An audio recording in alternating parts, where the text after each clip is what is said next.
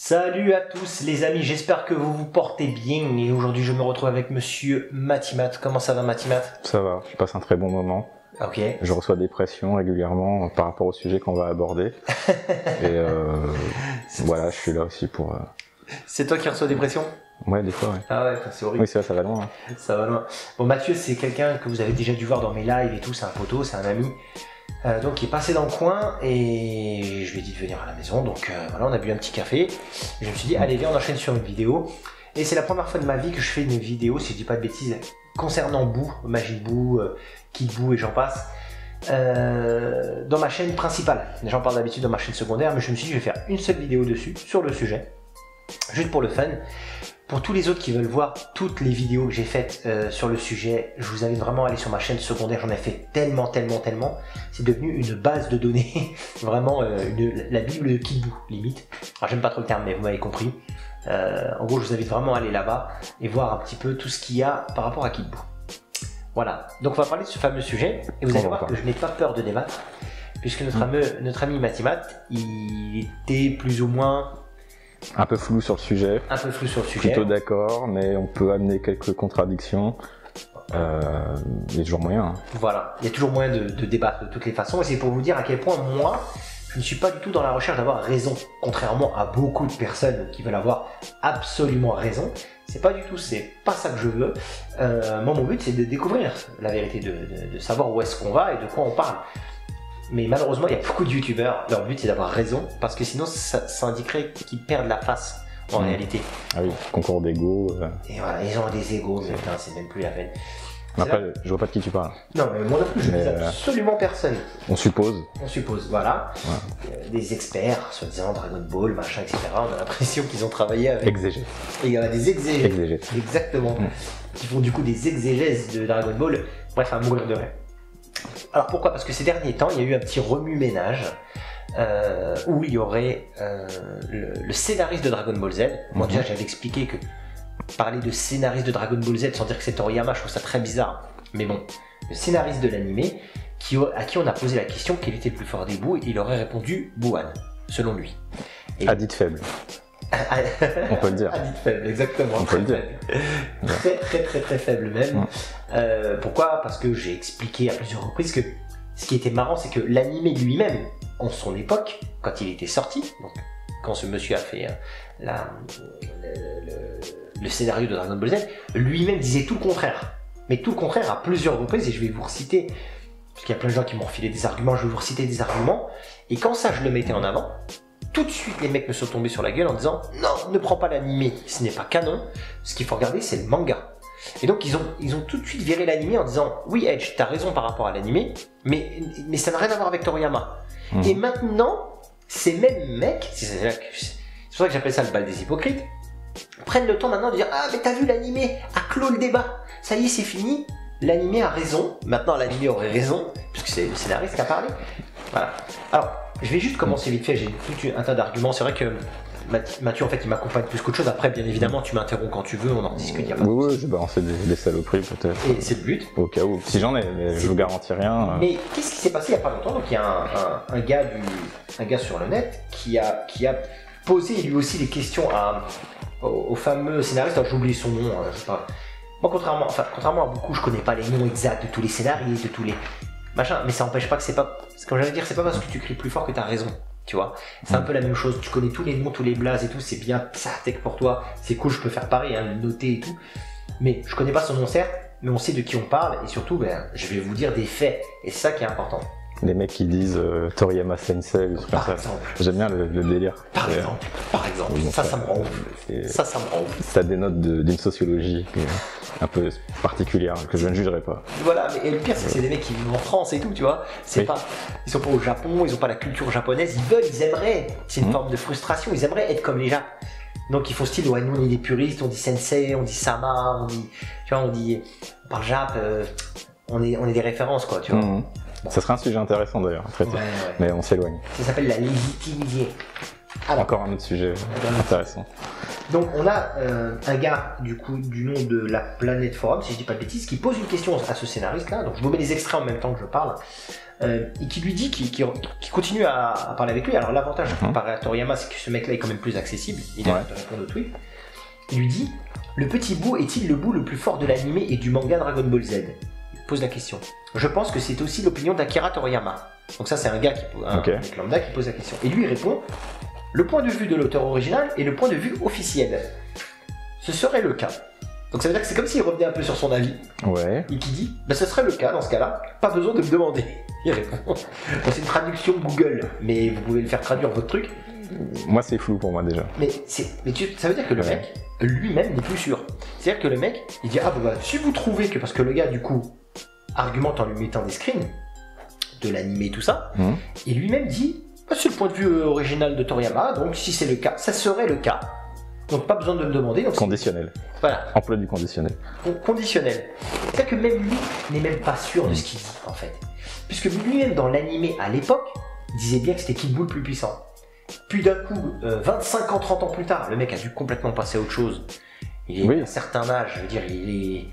Voilà, je vais pas faire de blague, on était en train de manger un bol de ramen ou je ne sais quoi, entre, tu vois ce que je veux dire, en famille, il reçoit un tweet, et dit Bouane, je crois qu'il était plus stylé, tu vois. Ok, alors déjà, cet homme, c'est un scénariste, ce n'est pas Toriyama. Ce n'est pas Toriyama. Ouais, d'accord. Ouais. Il est questionné via Internet, donc il n'y a pas un versus en 3D temps réel, on est d'accord. D'accord. On ne connaît pas le contexte de la réponse. Ah non, on ne connaît pas le contexte particulier, c'est quelqu'un qui... En fait, la toute première question, c'était quelqu'un d'autre qui lui demandait quel est le Boo que vous préférez et quel est le Boo le plus fort. C'était ça la question. Très bien. Il avait répondu Bouane et le Boo qu'il préfère c'était le gros. Et donc depuis ce moment-là, tous les pros Bouane étaient heureux comme c'est pas permis en disant ça y est, on a la réponse. Mais non, vous n'avez pas la réponse en fait. Alors déjà, la chaîne de narration ne remonte pas à l'auteur originel. Lui-même dit que c'est l'auteur originel. Déjà, c'est très important. On n'a pas le contexte de la réponse. Exactement. Si ça se trouve, son chien qui a répondu, on ne sait pas. Bon, au-delà de la blague. Et il y a de l'eau qui a coulé sous les ponts depuis. Alors, je pense qu'il est peut-être passé à autre chose, il a bossé sur d'autres projets. Alors je précise, moi, Boo, je m'en fous, je vais faire le mec complètement neutre. De toute façon, on lui posait la question, le mec il dit oula merde, de quoi il me parle? De quoi il me parle, le gars? Mais c'est un peu l'idée, puisque là, quelqu'un le rebouscule un petit peu en lui disant, selon Toriyama et selon l'anime vous-même, ce serait Kid Buu, le petit Buu le plus fort. Et lui dit ok, il s'aligne tout de suite. Il n'est pas du tout super calé en disant en gros ah non, je sais ce que je dis. Non, c'est Toriyama est d'accord avec ce sujet, c'est bien Bouane le plus fort. Alors, on peut imaginer un truc. Moi j'ai un truc en tête. Imaginons le mec, il est chez lui, il est en train de manger. Il est tranquille, il reçoit ça. Et lui, il ouvre son téléphone, il se dit putain, ils sont encore là-dessus, les mecs. Vas-y, je dis mec, c'est ok, vas-y, fous-moi la paix, parce que sinon. Tout est possible. Tout est possible. Moi, j'aime bien raconter des histoires un peu tordues, mais je n'écarte rien. C'est pour jamais. Je n'affirme rien. Alors, je voulais vous faire une petite série. Donc, c'est pour expliquer un petit peu à quel point il est presque caduque, cet homme-là. Avec tout le respect que je lui dois dans ses avis, en fait. C'est pas des avis fermes, c'est pas des trucs machin. Maintenant, on va revenir dans le contexte de plein d'autres trucs où il y a plein d'avis un peu partout, en rapport avec le manga, où vous allez me dire c'est pas canon, parce que ça vous arrange bien. Mais dans ce cas-là, l'anime que je citais, il n'était pas canon de base, mais maintenant vous le prenez comme référence. Et après, je vais vous reprendre l'anime au moment de sa sortie. C'est dans le contexte qu'il faut le prendre. Ouais. La première chose, donc, il y a Dragon Ball Z, le jeu Dragon Ball Z Kakarot. On a Boo qui revient en petit, et Goku qui dit « Le pouvoir de Boo est en dehors de ce monde, je n'ai jamais combattu quelqu'un d'aussi fort auparavant. » Donc ça, c'est face à Petit Boo qui dit ça. Très bien. Dans le jeu Dragon Ball Z, Boo's Fury. C'est mauvais Vegeta, vraiment mauvais. Boo est beaucoup plus puissant maintenant qu'avant. Donc dans le jeu Boo's Fury, mais c'est pas canon, d'accord. Donc ils ont tous décidé de pas être canon et de dire de la merde. Ça voudrait dire qu'on continue dans Dragon Ball Z Tenkaichi 2 et 3. Pourquoi pas. Non, mais tu vois, c'est pour te dire. Oui. Dragon Ball Z Tenkaichi 2 et 3, je suis désolé que ça finisse dans ce chemin, on va dire. Boo, tu es le plus puissant adversaire que j'ai jamais rencontré. Face toujours à Petit Boo. Ça, c'était des petites preuves. Tout ça, c'est des petits éléments de réponse que je vous donne comme ça dans cette vidéo sur ma chaîne principale. Mais j'ai hâte, et j'ai vraiment hâte, que vous alliez voir dans ma chaîne secondaire toutes les vidéos que j'ai produites, et j'en produirai d'autres, croyez-moi. On continue juste après avec 2-3 interviews. T'es volontaire, hein, t'as des choses à dire. Hein. Ah, j'ai des choses à dire. Ouais. Donc là, on a regardé un petit peu tout ce qui se faisait autour de Dragon Ball. D'accord, les jeux notamment. Maintenant, on va parler un petit peu des interviews. Ouais. Dans le Dragon Box, donc une interview officielle. Alors, c'est écrit en petit, c'est en Jap, mais ils peuvent retrouver la source, il n'y a aucun problème. Je traduis. Hein. C'est sa forme après que tous ses adversaires absorbés aient été arrachés de son corps, comme par exemple Gohan. Même s'il est plus petit que ses autres formes et qu'il a l'apparence d'un enfant, il est celui qui possède la plus grande puissance et habileté. Il n'a pratiquement pas d'intelligence et ne sait pas dialoguer. De plus, il n'aime que la destruction et le combat. Maintenant, le Dragon Book numéro 7. Il possède la plus grande force, il a aussi les plus grands pouvoirs et capacités. Ça, c'est la deuxième. Ce sont des bouquins officiels Dragon Ball, donc voilà. Maintenant, le DVD. Allons voir aussi dans le DVD. Allons-y. À l'arrière du DVD, Majin Buu devait muter en une forme beaucoup plus faible. Il devait muter, parce que justement, on lui retirait. Mais au lieu de cela, il devient encore plus fort. Continue. Et maintenant, on prend... Au niveau de la sémantique, pour l'instant... Au niveau de la sémantique. Et là, on va prendre les interviews de Toriyama. Ouais, donc excuse-moi le temps que je récupère les interviews de Toriyama. Ça, c'est des trois petits bouts d'interviews qu'il y avait dans différentes sources officielles, vérifiables. Alors, donc pareil, source Kazenshu, Toei Animation 2014. Buu et les Saiyans, Buu et les Saiyans qui continuent de se transformer pour devenir de plus en plus forts. Buu et les Saiyans, tout le monde se transforme pour devenir de plus en plus fort. Shonen Jump, novembre 2017. Journaliste. Dans plusieurs parties de Dragon Ball, le personnage le plus puissant était en réalité le plus petit.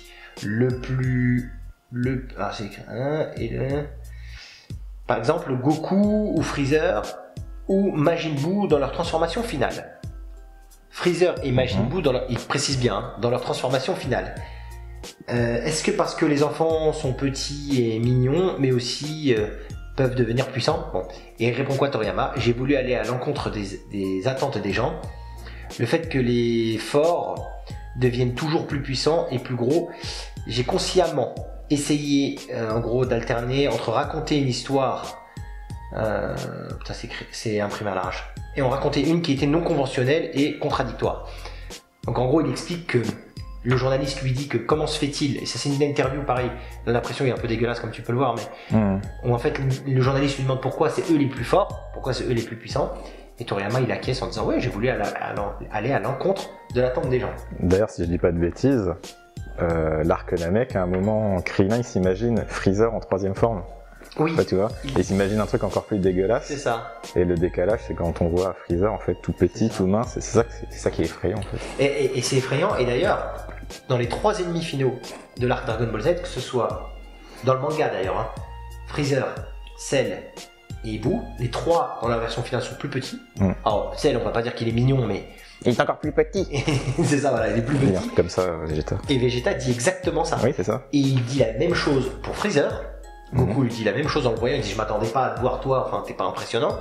Et il dit la même chose pour Buu quand il apparaît. Il dit ah t'as vu il a rétréci, il a pas l'air impressionnant, parce qu'ils n'arrivent pas à sonder son ki justement. C'est là qu'il faut réfléchir. Et Shonen Jump janvier 2003, un journaliste, comment obtenez-vous des idées pour les différents power-up et transformations?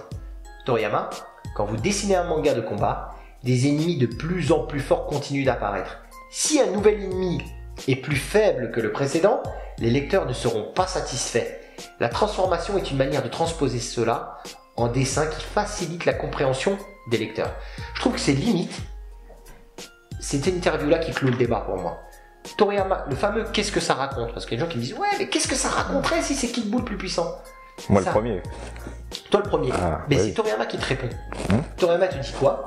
Ça raconte que si un nouvel ennemi est plus faible que le précédent, les lecteurs ne seront pas satisfaits. La transformation est une manière de transposer cela. Voilà. Quand vous dessinez un manga de combat, des ennemis de plus en plus forts continuent d'apparaître. Si l'arrivée de Kid Buu était le fait d'être moins fort que Buan, ça ne correspond pas du tout à ce que Toriyama dit. D'accord? Ça ne correspond pas du tout à la façon de penser de Toriyama. Et quand on regarde tout Dragon Ball Z de manière générale, c'est ce qu'il a toujours fait. Il a jamais fait une parenthèse pour Boo. Donc c'est pour expliquer en fait. Et ça c'était en 2003. Donc c'était terminé depuis un moment Dragon Ball Z, tu vois. Donc, mais il était quand même encore dans son œuvre. Oui, 2003, oui, quand parce même. Que oui, dans la tête. Voilà, donc c'est la méthodologie Toriyama. On ne fait pas apparaître un ennemi qui est moins puissant. Ça, c'est ennemi. Parce qu'en vérité, c'est un débat qu'on peut voir sur plusieurs angles. Tu pourrais très bien dire. En fait, tu peux très bien dire quelle est la réalité, quelles sont les preuves, quelle est la façon de penser. Et le but, c'est justement de traiter tous ces sujets avec des preuves, et les preuves c'est ce que j'essaie de vous citer, c'est ce que je vais continuer à faire. La façon de penser, c'est celle de l'auteur via ses interviews, savoir un petit peu sa méthodologie, comment il pense, et voilà, et après il y a comment vous le ressentez. Toi par exemple, tu me disais qu'effectivement quand tu regardais, tu ressentais pas que Petit Boo était plus puissant que Boo. Quand j'étais plus jeune, j'avais vraiment la logique d'absorption, mais ce qui me dérangeait, c'était le fait de... Comment dire, j'avais l'impression que Gohan était plus fort que Kid Boo. Mais d'un point de vue narratif, ça me dérangeait, parce que pourquoi le dernier boss, il serait pas plus fort que le mec qui était avant? Imagine, en demi-finale, je rencontre Khabib, et en finale, je rencontre mon voisin, en fait. Enfin, tu vois, d'un point de... Ou moi, ou tu me rencontres moi. Non, mais d'un point de vue narratif, on se dit, mais c'est bizarre quand même. C'est pas logique. Dans la vraie vie, oui, ça peut être logique. Voilà. Là, non, enfin, je sais pas. C'est un exemple de merde, on est d'accord. Mais c'est ça qui te bloquait en fait. Ça me bloquait, et puis toutes ces histoires de Gohan plus fort que SCJ3 ou pas, enfin, c'est la confusion. Après, peut-être qu'en fait, Toriyama, il a juste voulu se faire un kiff, il a fait Bouhan, il se dit enfin, je lui mets végétaux, parce que les fans, ils aiment bien, hein, vous adorez ça. Vous, là, vous adorez les fusions. Ouais. Ce geste est bizarre. C'est bizarre. Ouais, vous adorez les fusions. C'est un peu de la merde pour moi. Oui, je le dis, c'est de la merde. J'ai pas aimé non plus. J'ai de la merde. Ok. Et c'était peut-être juste un kiff en fait qui s'est fait. Et puis après, on passe aux choses sérieuses avec Kid Boo et Goku. Boo qui redevient le vrai Boo. Donc le mal pur. Et le Saiyan qui devient le vrai Saiyan qui se bat en 1-1. C'est ça. Qui correspond à la mentalité des Saiyans. Deux écoles. Voilà. D'ailleurs, eux-mêmes, enfin, c'est des exemples. On cite souvent comme exemple. Hey, pourquoi bon, je vais continuer à citer mes preuves et après on verra sur les fameuses questions que tu as levées tout à l'heure. Allez-y, maestro. Alors maintenant, puisque vous voulez citer l'animé maintenant, vous avez décidé de prendre l'animé comme référence, on y va. Mais dans le contexte de l'époque, d'accord? Et je vous rappelle d'ailleurs que j'ai des interviews qui le prouvent. Dans mes vidéos, vous pouvez aller voir. Toriyama vérifiez bien les scripts de la Toei. Parce que les gens me disent non, Toriyama il a donné tous les droits à la Toei. La Toei, ceux qui font le dessin animé, et qu'en gros, il s'en foutait du dessin animé. Faux, archi faux. Lui-même, dans une interview, avec toutes les références que j'ai mises dans mes vidéos, il dit, je vérifiais les scripts de la Toei, et si parfois ils allaient trop loin, je leur disais. D'accord? Donc c'est quand même très important de le savoir. Quand l'animé va répéter en boucle, et vous allez voir que Kid Boo est le plus puissant, si ça avait été trop loin pour Toriyama, il aurait fait stop les mecs. Là vous vous trompez, c'est pas le cas du tout. Et en fait, regarde, puisque vous voulez citer l'animé, allons-y, je vous mets les extraits à chaque fois. Épisode 277. やっと完成したわけじゃな。ということはじゃ。今のあの小さな魔人ブーは最初の一番厄介なやつじゃと。はい。吸収によってパワーを減らしてまで手に入れた心がまた元に戻ってしまった。自制心が全くない悪そのものの存在に。Ce petit Majin Buu à présent est devenu le tout premier, beaucoup plus féroce alors. Oui, son cœur, qui avait permis à sa puissance de diminuer, au fil des absorptions, a régressé à son stade initial. Ce passage-là, on le retrouve dans le manga, où il est dit que quand il absorbait des adversaires, il était devenu moins puissant. C'est à partir du moment où il absorbe des gens, il devient moins puissant. Après, sa puissance qui a diminué, il essaie de la remonter en absorbant des gens forts, mais par rapport à sa nature première, le fait d'absorber des gens, ça l'a rendu tout de suite moins fort. Comme le premier mec qu'il a absorbé au final. Comme le tout premier mec qu'il a absorbé. Le Kaioshin, du sud, il est devenu costaud, mais tout de suite sa force avait diminué. Ouais. Mais il est devenu balèze. Ensuite, il a absorbé un autre gros bout, ça l'a même fait carrément descendre en puissance. Et après, il essaie d'absorber les gens pour colmater cet écart de puissance. Mais quel est l'avantage? Vous allez me dire, mais pourquoi dans ce cas-là il absorbe des gens? C'est très simple. Il absorbe des gens, comme il le dit à plusieurs reprises, pour devenir quelqu'un. Pour avoir une conscience. Pour avoir une conscience, pour kiffer ce qu'il fait. D'ailleurs, dans le corps du bout, il dira lui-même, non, surtout, ne retire pas le gros bout, ne le retire pas, sinon je ne serai plus moi-même. Ça veut dire quoi? Ça veut dire en gros, là, je vais être dans un état de transcendance où je vais même plus savoir ce que je fais, je suis plus moi-même. Et une nouvelle fois, lui il absorbe des gens, plus il parle, plus il a des choses à raconter, plus il dit des choses. Quand il est petit bout, il parle plus. C'est une bête féroce, c'est un animal primaire. Comme les homoncules, pour ceux qui ont la référence. Les homonculus. Ouais. Pas dans le manga que je connais pas, mais bref. Bon. Donc, épisode 278. それでブーに勝てるのですか？あいつは元の一番厄介でパワーのある魔人ブーに戻ってしまったんですよ。 Il est redevenu lui-même le plus coriace et le plus puissant Majin Buu. Le plus coriace et le plus puissant. Ok. Épisode 279. 魔人ブーふざけたやつだがパワーもスピードも回復力もすげえぜ。今までのブーとは段違えだ。とんでもなく強えぜ。 Tu n'as rien à voir avec les autres bouts qu'on a vus jusqu'ici. Qu'on a vu. Qu'on a vu. Même Goku, ça ne peut pas rivaliser avec lui. 交代だベジータ。魔人ブーは強え。オラが今まで戦ってきた中の誰よりも強え。だがオラはまだ負けちゃいねえ。カカロット。おやおやおや。くそー。スーパーサイヤ人3でも奴の動きについてけねえ。奴には俺の動きが全て読めてんだ。 Épisode 280. Plus fort que tous ceux qu'on a combattus jusqu'à présent. Merde. Même en Super Saiyajin 3, je n'arrive pas à suivre ses mouvements. Donc, Goku qui pensait pouvoir lui tenir tête, se rend compte que c'était dans sa tête que ça s'est passé ça. Épisode 281. 元に戻れるくせにわざとダラダラして楽しんでやがる。たく頭いくな。 Mais il fait semblant d'en chier juste pour s'amuser. Ça c'est très important ça. C'est très très important. Et épisode 285. 純粋悪にして絶対最強の究極魔人ブー。奴を葬り去るにはこれしかない。 Alors désolé les amis pour cette coupure, en fait dans toute la vidéo on a eu un énorme problème de son, j'essaie d'arranger comme je peux. Là c'était inaudible donc je suis obligé de refaire cette séquence, malheureusement tout seul pour le coup. Épisode 285, voici le mal incarné, il est le plus fort, c'est l'ultime Majin Buu. Franchement les gars, je ne sais pas ce qu'il vous faut de plus en fait, puisque vous vouliez prendre l'anime comme référence, vous avez mis un pied dans votre tombe. C'est l'ultime Majin Buu, il est le plus fort. C'est l'anime qui dit ça. C'est le scénariste de l'anime qui a dit que c'est le plus fort. De quoi on parle? Qu'est-ce que vous voulez en fait, en réalité? Donc pour moi, c'est même plus être de mauvaise foi, c'est que vous êtes des malades psychotiques en fait. On ramène une voiture devant vous, on vous dit ça s'appelle une voiture, vous dites non, c'est pas une voiture, parce que j'ai décidé que c'était pas une voiture, j'ai décidé que c'était un avion, donc c'est un avion. Et le pire c'est que vous essayez de vous auto-persuader de ça. Non mais c'est de la folie furieuse. Donc c'est pour ça, vous voulez jouer sur un terrain, mais vous y arrivez pas. Et du coup on avait parlé dans cette petite séquence du fait que ce qui surprenait un petit peu notre ami Mathimat, c'est qu'effectivement il y avait un argument qui revenait souvent, c'est qu'on avait l'impression que Goku Super Saiyajin 3 tenait tête à Kid Buu. C'est souvent ce qui ressort. Souvent l'un des arguments c'est ouais mais Goku SSJ 3 tient tête à Kid Buu, il tient tête, il arrive à le malmener, etc.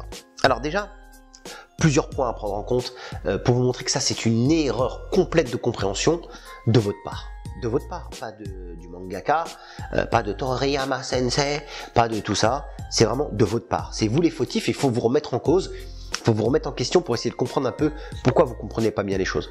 La première c'est que, pour la première fois de tout l'anime Dragon Ball Z, Goku dès l'entrée de son combat dira qu'il se met en SSJ 3 full power. Bon, j'ai un peu la flemme forcément de faire des incrustations d'écran et tout, je vous invite vraiment à aller dans ma chaîne secondaire.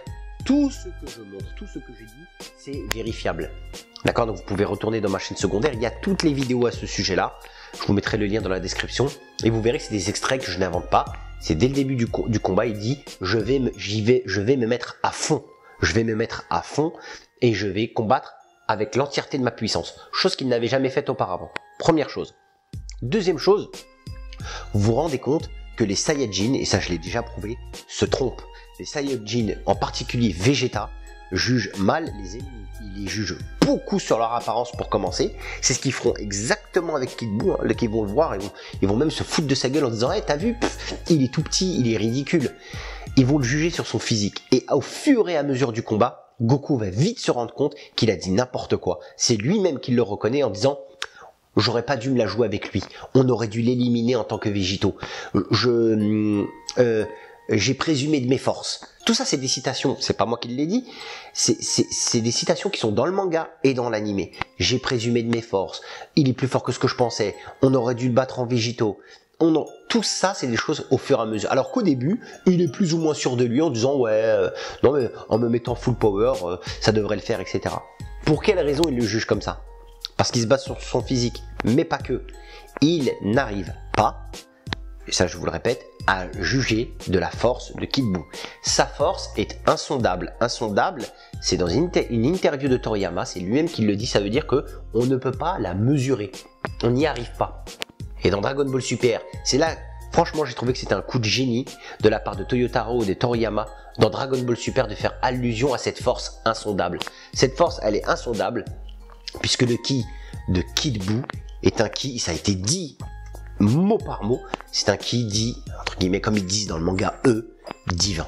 Voilà. Donc, ce qui fait qu'on n'arrive pas à le sonder, on n'arrive pas à le percevoir. C'est un ki d'un autre niveau, si vous préférez. C'est comme ça que Goku se rend compte à qui il a affaire en se disant, mais merde, il ressemble à un enfant, certes, mais il est beaucoup, beaucoup plus puissant. Et comme ils le disent, c'est le plus fort. Donc ça, c'est très important. Dernier truc aussi dont on avait parlé dans ce passage, c'est par rapport au manga lui-même. Vous pensez vraiment, en fait, dans le combat, que Goku malmène, pas malmène, mais tient tête à Kid Buu? C'est pas du tout ce qui se passe. Premièrement, si vous regardez l'animé a été beaucoup plus généreux dans le combat que dans le manga. Vous qui n'arrêtez pas de dire que c'est le manga qu'il faut regarder, ben, dans ce cas-là, allez maintenant, regardons dans le manga. Puisque dans l'animé, c'est clair, net et précis. Kid Buu est le plus puissant, c'est dit à plusieurs reprises. C'est écrit, c'est dit, vous ne pouvez pas le retirer. Et même si le scénariste, il nous a fait une petite crise d'Alzheimer là, 50 ans après, il se réveille en disant oh, pour moi ce serait plutôt Buan, mais il se rend compte qu'il dit de la merde. Et comme on l'a prouvé au début de vidéo, lui-même revient sur sa parole en se disant oh finalement, si c'est dit l'inverse, alors c'est que c'est l'inverse. Il sait même plus ce qu'il dit. Il sait même plus ce qu'il dit. En tout cas, quand on reprend l'œuvre lorsqu'elle est sortie, le scénariste de DBZ, donc lui-même disait c'est Kid Buu le plus puissant. Puisqu'à cette époque, ils étaient dedans, ils communiquaient avec Toriyama, c'était Kid Buu le plus puissant. D'accord? Maintenant, dans le manga, puisque vous voulez aller voir dans le manga, si vous regardez le combat, ça dure pas plus de 5 cases. J'abuse. Une dizaine de cases grand max, où ils se tapent sur la gueule, et il y a un échange, c'est normal, on a un Goku full power. Donc il y a un échange. Goku se la donne à 100%, il est vite dépassé. Et en plus de ça, ce qu'il faut que vous compreniez, c'est que Kid Buu, en une fraction de seconde, il a éclaté la Terre. Qu'est-ce qu'ils ont fait, Goku et Vegeta? Ils se sont taillés. Kid Buu, il pourrait les éradiquer, mais qu'est-ce qu'il fait? Il s'amuse, il se fout de leur gueule, il plaisante. Et si vous en doutez, il y a cette case-là qui ressort dans le manga, qui dit clairement, dans 3 versions différentes, alors je vous invite à traduire la version Jap, c'est ce que j'ai fait moi, un Google Trad, ça fera largement l'affaire, allez-y, faites-le, vous verrez qu'il est écrit très clairement qu'il pourrait en finir avec eux rapidement, mais il s'amuse, il fait semblant d'en chier, c'est tout ce qui n'arrête pas de ressortir, il fait semblant de galérer, mais c'est faux, il s'amuse comme un chat s'amuse avec une souris avant de la tuer. Le chat pourrait tuer la souris en une fraction de seconde, et vous voyez que les chats, ils s'amusent avec, en fait. C'est exactement ce qui se passe. Il leur fait croire, il leur fait donner de l'espoir, mais c'est ça justement toute la diablerie de Kid Buu, en fait. C'est là où on voit qu'il est profondément mauvais, parce que il leur fait croire qu'il y a de l'espoir, mais il n'y en a pas. C'est exactement ça, pour ceux qui ont bien compris et le manga et l'animé. Donc il est bien indiqué dans la version Jap qu'il s'amuse, tout simplement. D'accord. Et dans la version Glénat, ils disent il prend son temps. Dans l'autre, ils disent ça l'amuse de se tortiller. Ça va au-delà de tout ça. Il s'amuse. Il dort à un moment même. Il dort, il se tortille, il rigole. C'est un tout en fait. Il s'amuse avec sa victime, comme je l'expliquais, comme un chat s'amuse avec une souris. Voilà. C'est aussi simple que ça. Et c'est aussi un moyen de faire durer le combat. On est dans un anime, il faut faire durer le truc. Eh, Dans le manga, ça dure pas aussi longtemps. Hein. oui, c'est vrai. Dans le manga, c'est 3-4 cases où ils se foutent sur la gueule et Mhm. Goku il est vite dépassé. Hein. Je vous le dis tout de suite. Il y a par exemple pas Goku SSJ2 qui se bat contre Kid Buu. Au début, il y a Goku SSJ2. Il se bat un peu contre Kid Buu dans l'anime. Dans le manga, ça n'existe pas. C'est juste pour vous donner des axes et des choses qu'il faut accepter en fait. Parce que face à Buan, il n'y a jamais eu un combat. Ils ont pris peur et ils se sont barrés tout de suite. Donc on sait même pas ce que ça aurait donné si c'était vraiment battu. Dans l'anime, ils se battent un peu avec lui. Ils arrivent même à lui mettre une droite. Ils arrivent à le toucher. Hein. Mhm. Ils arrivent à le toucher, ils lui attrapent par la queue, ils lui mettent une droite, ils lui tiennent même un peu tête, légèrement. Mais comme ils sentent que sa force allait au-delà, ils se sont barrés. Tout simplement. Voilà, enfin, il y a plein d'exemples comme ça en fait que je pourrais vous donner. Après, les gens me disent oui, en fait, ce que les gens retiennent, ils disent Goku SSJ3 a battu Kid Buu. Ça, c'est la pire des bêtises qu'on peut me sortir. Ils n'arrivent pas à comprendre que si un enfant de 5 ans, tu lui mets un bazooka, tu peux lui ramener qui tu veux sur la Terre, Stallone, Van Damme, John Jones, qui tu veux, je m'en fous. Et le gamin de 5 ans, il va exploser, le gars en face.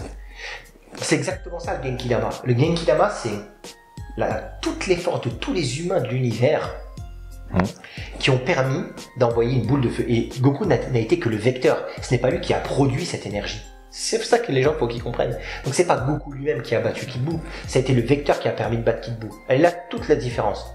Plus un power-up, hein, faut savoir que Shenron lui redonne de l'énergie. Oui, exact. Donc, il faut prendre tous ces éléments en compte pour comprendre que, tu vois, c'est comme dire, il y a quelqu'un qui m'a cité un exemple qui était très intéressant. Il m'a dit, bon, je suis pas trop d'accord avec ça, mais c'est intéressant quand même. Il m'a dit, regarde, prends Trunks contre Cell.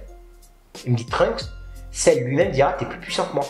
T'es plus puissant que moi. Pourtant, Trunks n'arrive à rien faire contre Cell. Parce qu'il est trop lent. Parce qu'il était trop lent. C'était ça l'idée. Hein. Il y avait des explications comme ça. Mhm. Prends Vegeta. À un moment, Vegeta, il fait un super gros Final Flash. Cell ne s'y attendait pas. Il s'est fait décapiter la moitié de son corps. Et pourtant, Cell est largement plus fort que Vegeta.